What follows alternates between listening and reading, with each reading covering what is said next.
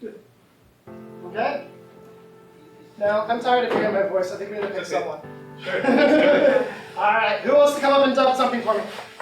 Ooh, we got three braves. Okay. 3 braves. I'm sick. I think I saw your hand come up first. I want you to come over here. It's going to be a beginner's workshop if I didn't have a beginner do it. What's your name? Kenzie. All right, Kenzie.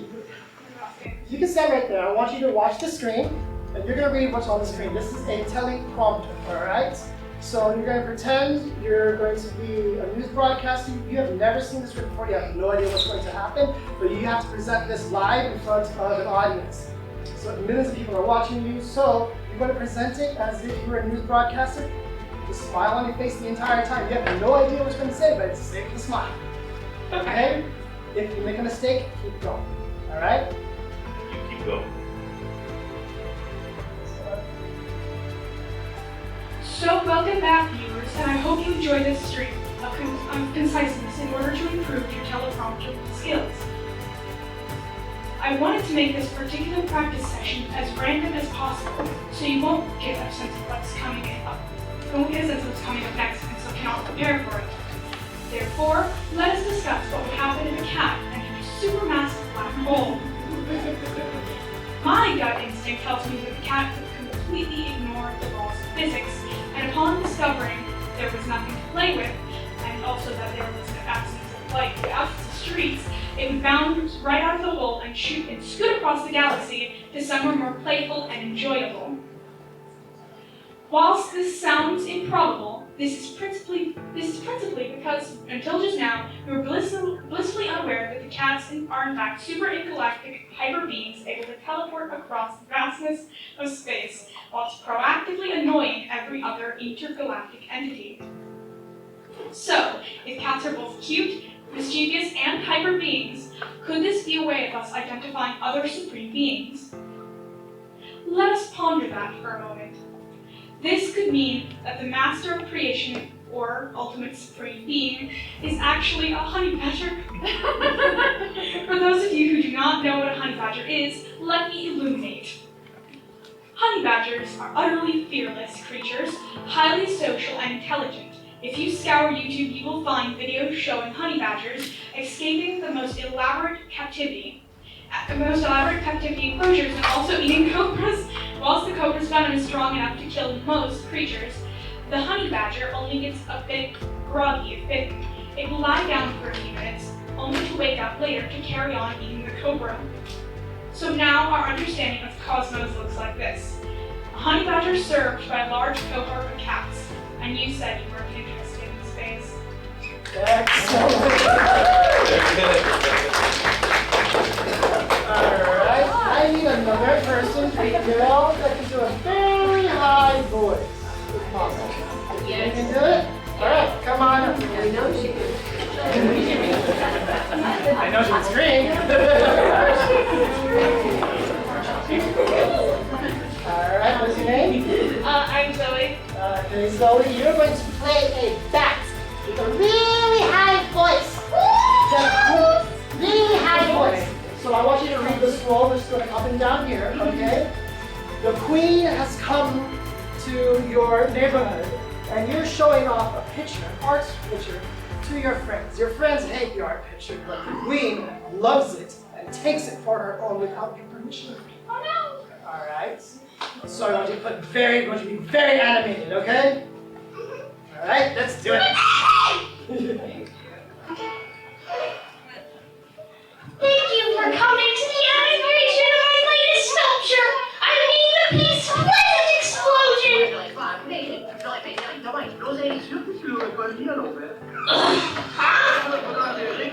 What? Who wants it? Moi. Chargez la sculpture dans cette chandelle. Hang on a second! We can agree that your blue teasing sculpture contrary to the others. We need to work it out! Up to me, I can request permission to yours first! Je suis la reine des grenouilles. Je ne demande pas. Je prends ce qui m'intéresse. Oh, ma reine, oh, vous êtes vraiment... Enfin, je veux dire, j'adore votre collection. Même cette culture, elle est pas si mal. What? You give me back my pleasant spot!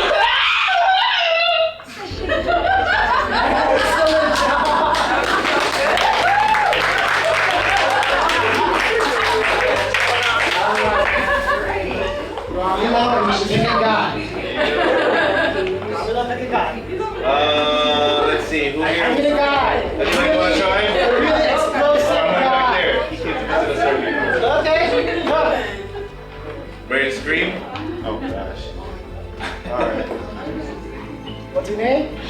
Don't hold back. Deshaun, you get the pleasure of doing an anime. You're going to play Bakugo.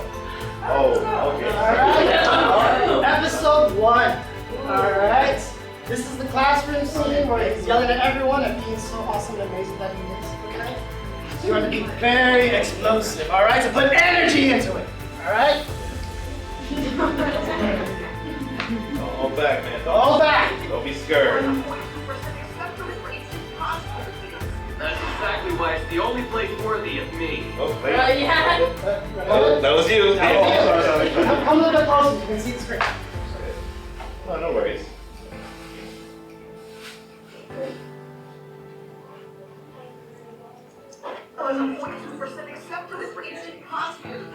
That's exactly why it's the only place worthy of me.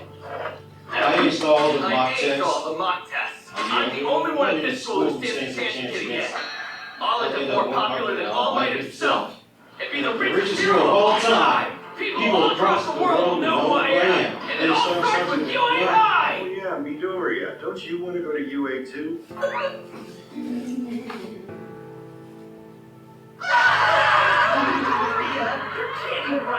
There's no way you're doing the hero portion that would work. Well, actually, they got rid of that rule. I can be the first one. Listen up, Deku. You're even worse than the rest of these damn rejects, you quirkless wannabe. You really think they let someone like you in when they could have me? No, wait, you got it all wrong. Really. I'm not trying to compete against you. You gotta believe me. It's just that I wanted to be a hero since I was little. I may not have a quirk, but I can still try my hardest, can I? You'll never be able to hang with the best of the best. You'll die in exams. Defendless is Zuko. The school's already crappy. You really want to embarrass it more by failing so hard? Right. The words come fast, right? Yeah, it comes fast. That's why that cold reading is important, because that the text comes flying. Okay. Anyone else want to try? You don't want to? Be too brave over there.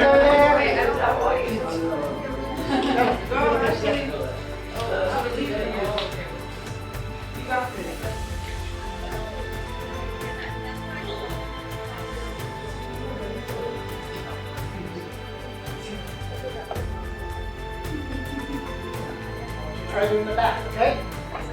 Ready? Remember, have fun. Thank you for coming to the inauguration of the biggest sculpture. I named the piece Pleasant Explosion. Non, moi j'aurais pas appelé, j'aurais fait directement exploser. Sûr que tu l'aurais pas mis à l'envers. What? Who wants it? Moi. Chargez la sculpture dans cette charrette. Hang on a second. We didn't agree that you have a good taste in sculpture, contrary to the others, but if it were up to me, you could ask permission of the others first. Je suis la reine des grenouilles. Je ne demande pas. Je prends ce qui m'intéresse. Oh, ma reine. Oh, vous êtes vraiment... Enfin, je veux dire, j'adore votre création. Même cette culture, elle est pas si jolie. What a joke. Give me back my Pleasant Explosion. Ugh. Sachez que tout m'appartient sur ces terres. Alright. One more person, anyone else want to try? So you're gonna come. Do it.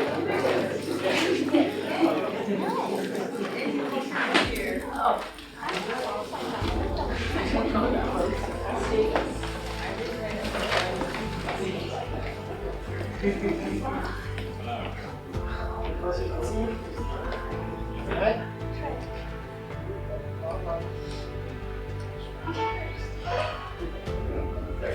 Yeah, that's what I thought. Go closer. Look at this.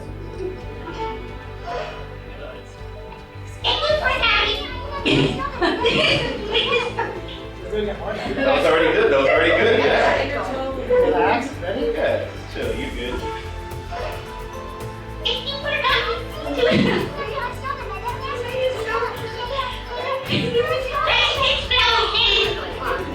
J'aurais fait directement exploser. Sûr que tu l'aurais pas mis à l'envers.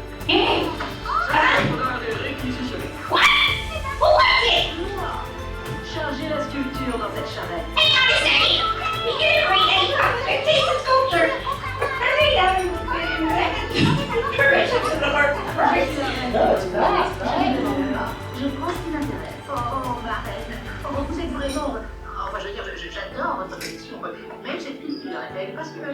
Give me back my billion!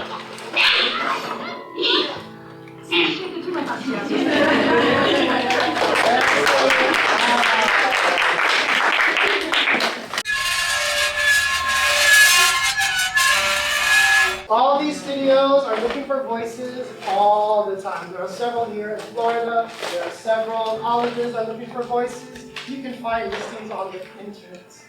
Generally, they want to hear your voice. Your voice is your resume. Now, some people do give me headshots and resume portfolios based on what they did in performance. I take one look at it and then I stick a number in every single day. All right? It's all about your voice. Record yourself. When was the last time you heard yourself recording? No kids these days do the They don't do it. We do it all the time. But record yourself doing something. It could be anything.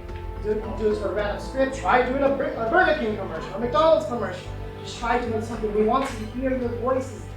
Ultimate experience. And also let us know your contact and availability. There are professionals out there in LA who do voiceover for living, and I have trouble trying to contact them. Directors are like, hey, I hear about this guy, he's really great, and I can't contact him, I can't hear him. It's like, well, put something together, and you're doing better than a good 40% of the industry. Alright? Headshots are okay, but like I said, you want to hear your voice. Alright? Now, in dubbing and voice acting, there's a lot of money to that right now.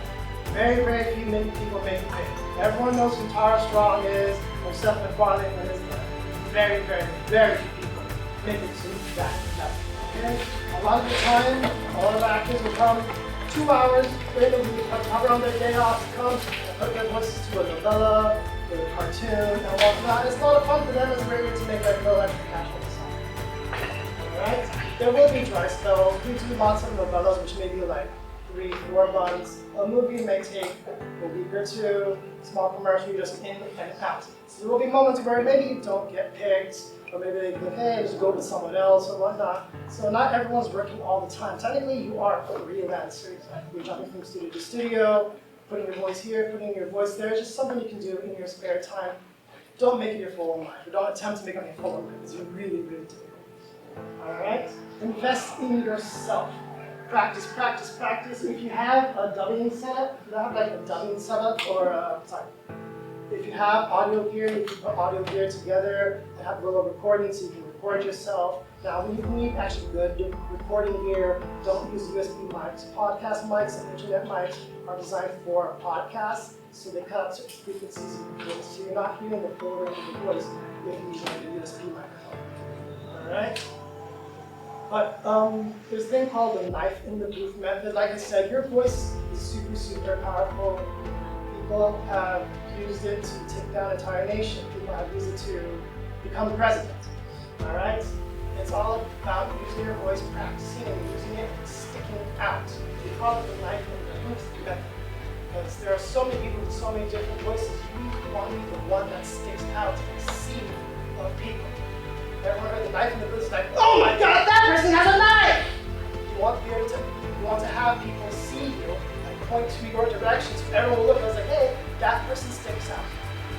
I mean, many of you have watched movies, and you may not remember the entire movie, but you remember that one scene, one scene. It's like, oh my gosh, it replays in my head all the time what that person said. You want to be the one that sticks out. You want to be the one that everyone remembers. Alright?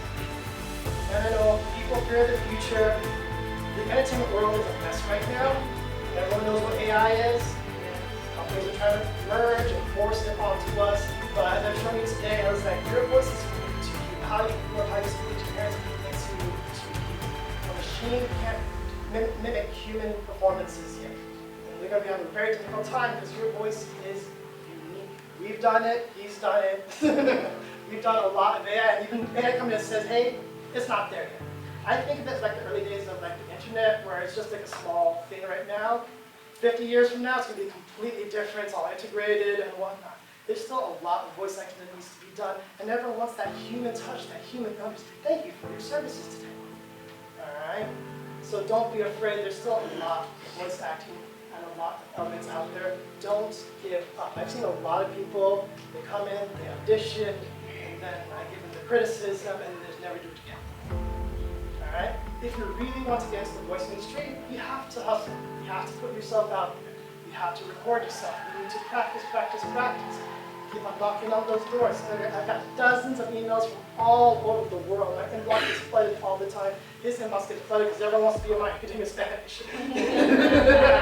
People message from all over the world and say, join me, I'll do it for free. Don't do it for free. Don't do it for free. Please do not do it for free.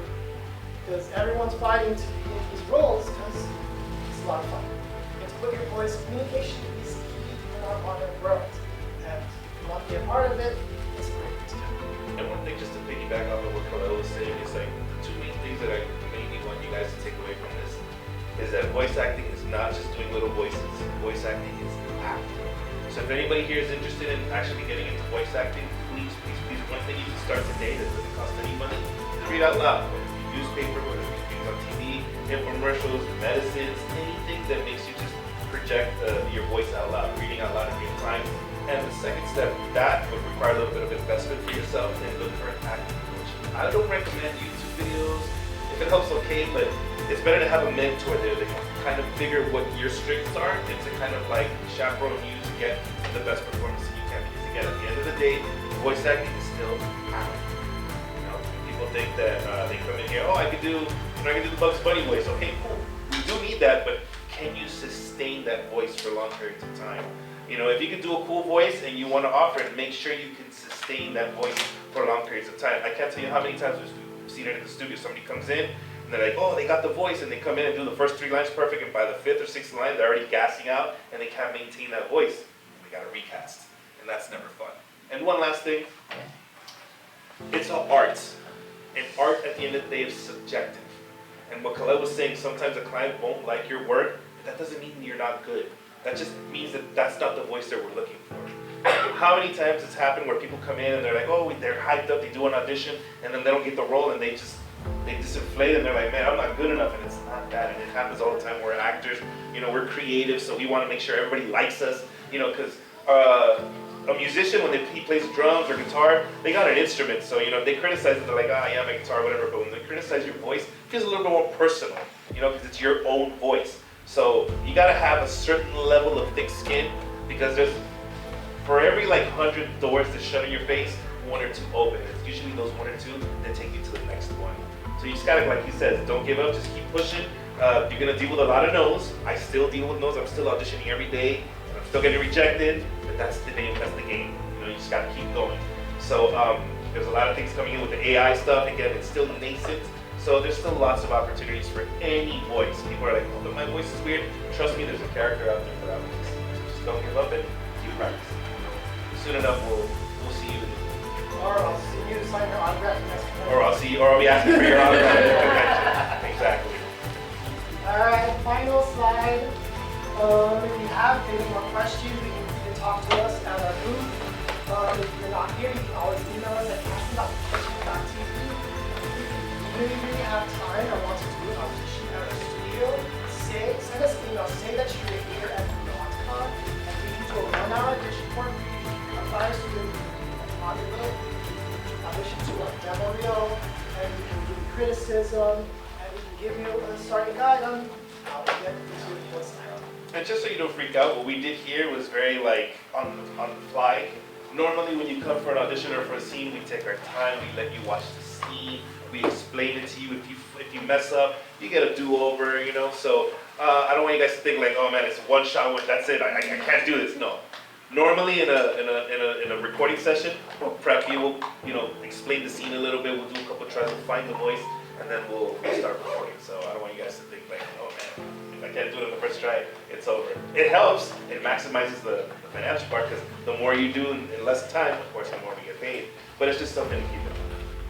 All right, is there any questions? Yes? How did you get into it? I love that question. You want to go first? You go first. I kind of stumbled into it. My background from college was recording arts and business communication from Full Sail University in Orlando. I just happened to find an internship on their website, and So I was like, because I don't really speak Spanish, so I was like, all of the things on your mind was like Spanish required, Spanish required. But I found this was like Spanish encouraged, but not required. I'm like, sign up immediately! But I always wanted to be an audio engineer. I played piano and also sax. Musicians are really good directors. So they were looking for someone, and I did the 10-week internship unpaid.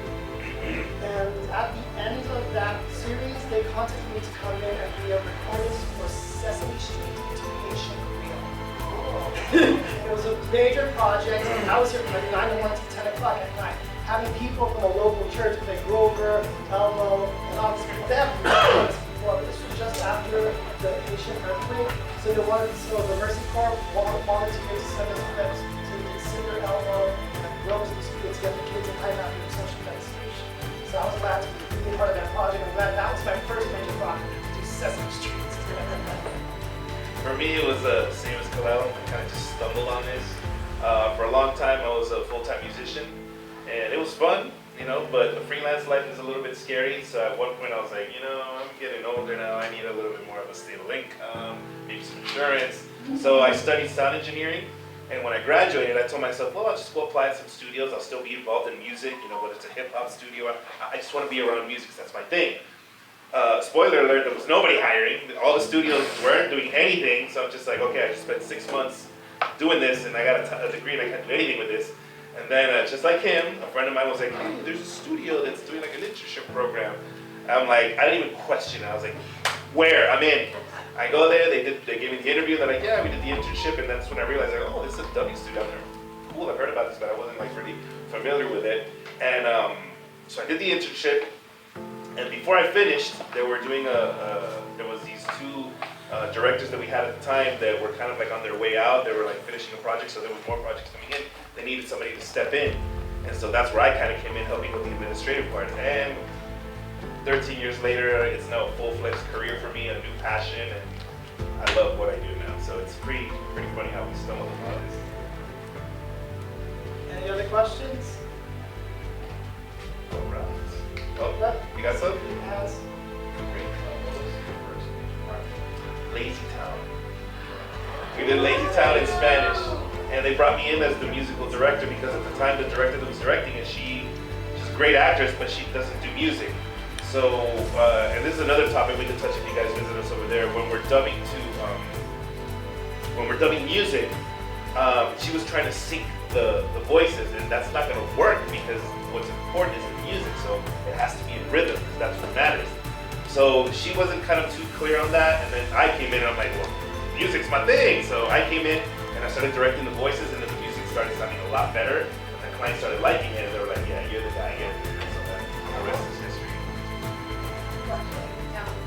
Yeah, awesome, yeah. That's the one that did it. Wait, and if you hear all that was my first gig. So if you hear all the songs, that was my first gig. I was directing those songs.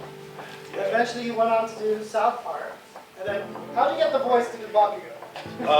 So that's funny. Normally in our studio we get demos. A lot of clients come to our studio and they come with their content. They're like, hey, listen, we're shopping it around to different dubbing studios to see who we want to work with. So here's our product. Dub like 10 minutes of it, send it to us, and we'll evaluate it. And if you like it, we'll give you the gig.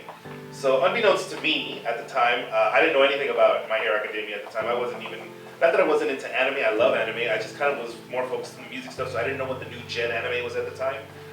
So we got the demo, and I was like, oh my god, cool, an anime, I've always wanted to be in an anime. So I was directing it. So usually when I direct, I give, I already have a job, so I give the opportunity to all the actors. If there's like, I'll maybe do like one-liner here just to like help out.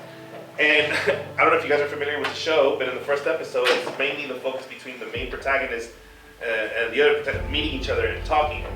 So Bakugo, this character, he comes out, but he doesn't even show signs of him being a hero. As you saw, he's just being a bully. And he only had maybe like 9 lines in that demo. So I was like, I'll do this guy, I've been in metal bands, I can scream, it's not gonna bother me, I'm not gonna torture my actor. I'll do this side character guy, and whatever, and I'll focus on Deku and all my domain people. We send the demo, and like always, I'm like, well, that was fun. Never see that again, because like I said, from all the demos we get, maybe we land maybe like 5% of the jobs because it's just so much work and there's so many studios. So I thought, okay, out of sight, out of mind, it was fun, on to the next. A month later, my boss comes and he's like, hey, remember that demo you guys did? So yeah, they liked it. Here's all season 1. Go. And I'm like, okay, cool. Let me start building the cast. Do we need to send auditions? Because most of the time when we do projects, the client requests auditions. They're like, hey, this main character, send me 3 samples and we'll pick which one. The rest is director's choice. Like the rest, we trust you guys. But we want to be, since it's our content, we want to decide who are the voices for these specific characters. In this case, the client loved all the voices that we picked in the demo. So like, all those voices in the demo, stay. Just, keep going. So I start researching.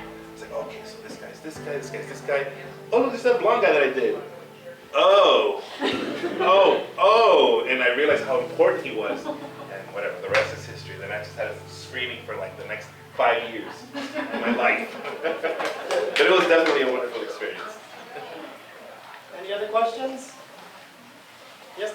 If you could change anything, would you still go for it? No. I would still go for it. I wouldn't change anything. It's a beautiful, I wouldn't even say a happy accident. I think it's a beautiful accident. Because again, I would have never in my mind, most of my friends, they all did the acting thing. They took the acting class. I never took any of that. I just kind of stumbled into this. And because I was a musician, so if any of you guys are good with music, your musical ear does help, because a lot of this is also following rhythm and cadence and melody inflections. Obviously not too much because, different cultures have different melodies for how they express stuff. But I was able to kind of guide myself and fake it till I make it with my musical ear. But then after that, it does require a level of acting. So like after that, I started getting interested. I think I kind of like this.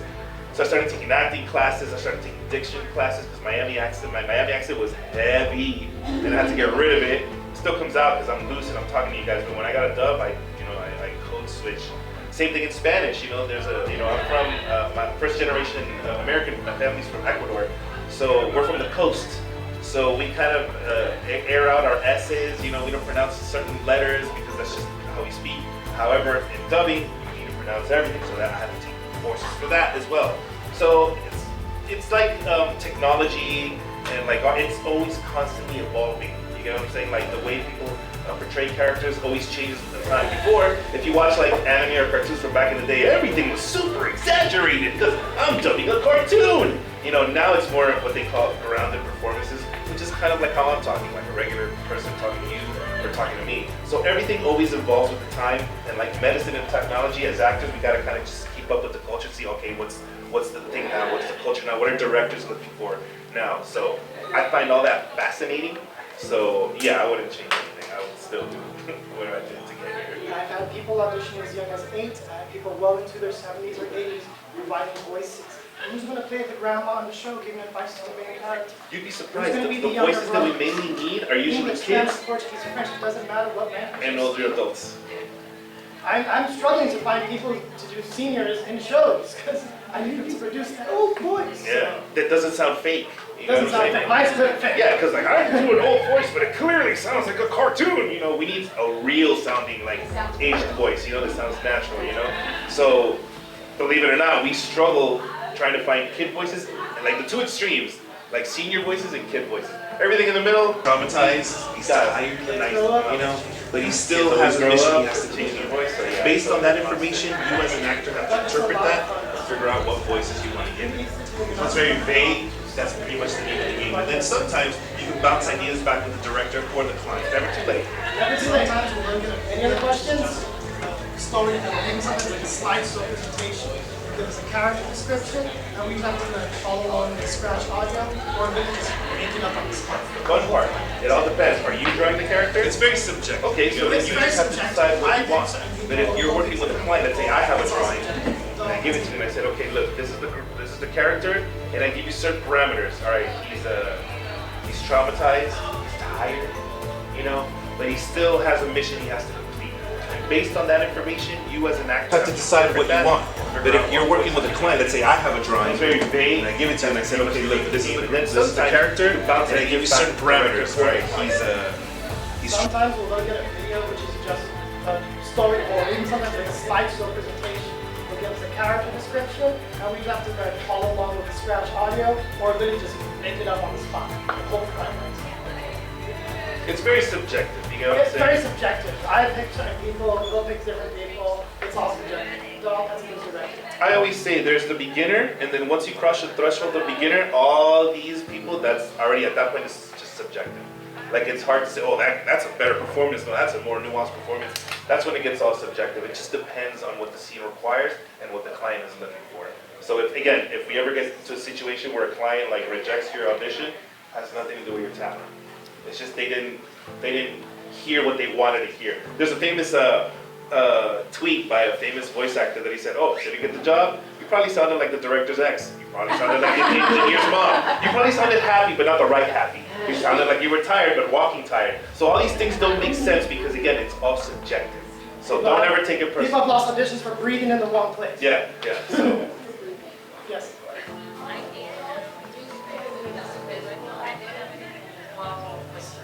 Physical action. So we get a lot of like theater kids that come and do this. The problem is that they're on stage doing all the hand motions and whatnot. When it comes to voiceover recording, we're sitting there inside a booth, but you still have to do all those emotions and everything in your voice. So yeah, you try to avoid doing any hand gestures because the microphone picks up every little thing. It's a little jewelry dangling here, it will pick it up. So we have to be very, very careful. You still have to do all that raw emotion, everything that you do in theater, but you're really sitting in the chair. Very, very still. You do some motion, but no tapping, no foot tapping or anything like that. The luxury with theater is that you have the body to help you. You get what I'm saying? So if I say, what are you doing? You know, you can tell by my body position that I'm not vibing, like what's going on? I'm suspicious. But in the booth, you have to convey all that with your voice. So that's where the acting comes in. And like Kalel said, you could move around a little bit, but you gotta be careful because, like he said, the microphone picks up everything. We do, and sometimes the physical work does help us emote better. Like for example, if we're doing a cheering scene, it's pretty difficult to go, yeah, woohoo. You want to go, yeah, that helps, but you don't want to shake too much because the microphone picks up. So it's a balance. You're welcome. Any other questions? Going once, going twice. It's okay. One more question. Go for it. Okay, yeah, sorry. No, it's okay. What's a voice that you can do? It's like the hardest one for you. Well, for South Park, I do this character named Scott Malkinson. I don't know if you know him, Captain Diabetes. And I always say it's a blessing and a curse because he has a lisp and he talks like this. And it's fun when you're doing it for a little bit, but when you have to do long strips for 3 hours, it's horrible. But the end product is always great. It looks adorable, it works. But the process, like, why did I decide to do that lisp? Because there's different kinds of, I can do this or I can do this. But this one is funnier, but that's harder. So it's again, it's all the balance of how you want to interpret the character. Alright, then thank you very much. There was a question here. Oh, yeah. I just want to know what were some of your favorite lines while doing voice acting? I don't think I have any favorite lines, but I do have favorite characters. Katsuki Bakugo, of course, is always the best. I love Screaming. South Park is always fun just because the text is hilarious. The things they make us say is off the wall wild. Things I would never say in a real life. It's so satire. So those are fun experiences. Do you have any favorite ones? Not really. I do some voice acting, but not like that. I just sometimes just like using the cartoon voice. I put myself in the show just doing like a random character. Like, I got cheesecake! That's all I do. Alright. Well, thank you guys very much. I hope If you have more questions, enjoy the rest of Beyond Con, okay? Thank you very much. Thank you.